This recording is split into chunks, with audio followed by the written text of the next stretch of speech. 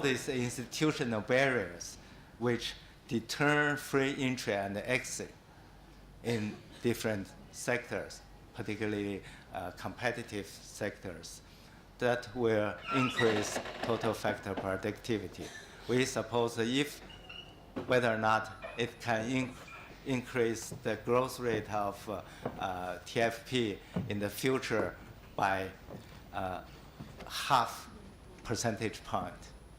And also, we can continue to relax the birth control, the family planning policy.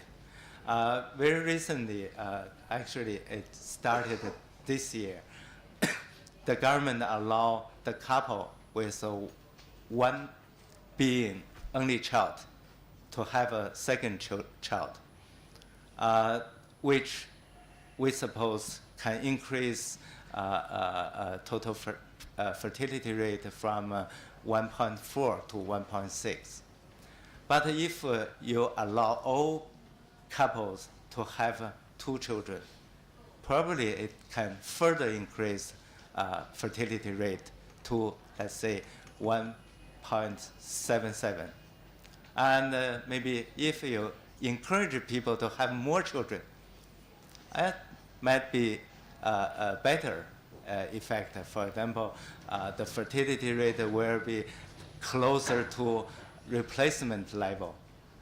So with all these reforms and effect, we can see different scenarios in the future in terms of economic potential growth rate. So that's what we simulated. The blue line is no reform, only with a couple with one being only child can have 2 children. That is TFR of 1.6. But if you have all these reforms, you increase labor force participation, faster growth of total factor productivity, and increase the years of schooling for adults, and at the same time you relax the fertility policy, we can generate scenario A or scenario B. So that is, we will gain much higher potential growth rate in the future. So we can see what the reform dividend means. So that's a conclusion. First, the conclusion with national implication is, first of all, economic reform in China is not anti-growth type, but a pro-growth type. That is, there is no trade-off between reform and growth. Instead, reform will help sustainability of economic growth. Second, the transition of development model itself is a way to generate new economic growth sources. So that is, when you lose your growth sources relating to population factors, you gain new sources from increasing productivity. And very recently, last year actually, we had a conference. It is called the third plenum of the Communist Party of China.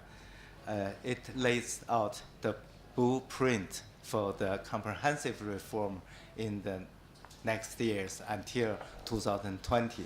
So with the determination of the central leader and the implementation of the reform agenda, we will expect the higher, faster, and more balanced, sustainable economic growth in the future.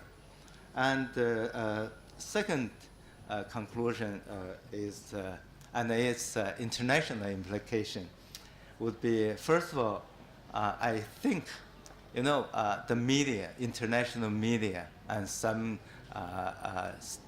state leaders and economists would suggest China to implement stimulus policy in order to maintain faster economic growth. But I believe the world should not expect China to stimulate growth above its potential growth rate. Potential growth rate is good. It generates sufficient jobs without inflation. Secondly, the world should learn to live with a slower but more balanced, productively driven economic growth of China. That's the new model. That's the main theme of this conference. And the world have chance to seize the reform dividend-related growth opportunities. For example, the hooker reform will accelerate the urbanization.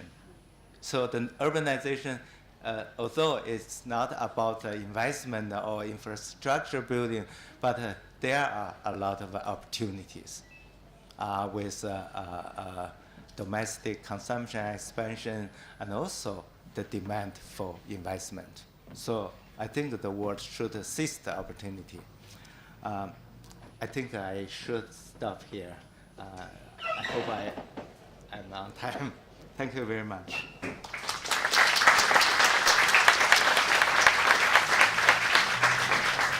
Thank you, Professor, for being so